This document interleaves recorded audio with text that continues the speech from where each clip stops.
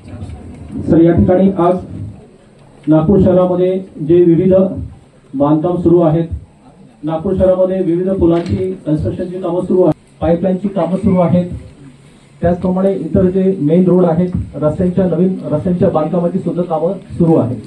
सध्या पावसाळ्याच्या दिवसांमध्ये नागरिकांना समस्यांना तोंड द्यावं लागतं. वाहतुकीचा मोठे अपघात सुद्धा झालेले आहेत, प्राणांकित अपघात सुद्धा झालेले आहेत. याच्यामध्ये लोकांचा जीव गेलेला आहे.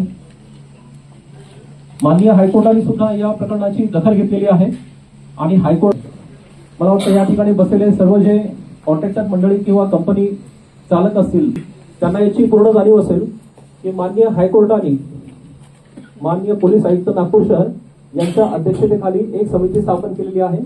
ही समिती नागपूर शहरामध्ये जेवढी काही कामं सुरू आहेत, रस्त्यांची असतील, पुला, त्यांच्या हलगर्जीपणामुळे जर एखादा अपघात होत असेल तर त्यांच्यावरती गुन्हा सुद्धा दाखल करण्यासंदर्भात माननीय हायकोर्टाने त्यांच्या आदेशामध्ये नमूद केलेलं आहे.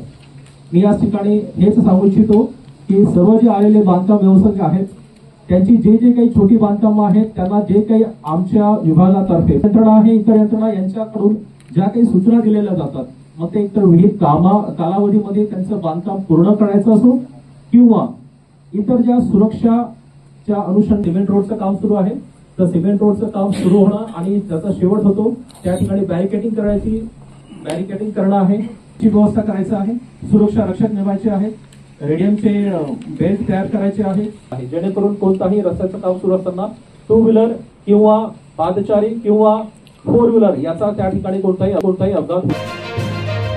अशाच नवनवीन बातम्यांसाठी टॉक इंडिया न्यूज चॅनलला लाईक, शेअर आणि सबस्क्राईब करा.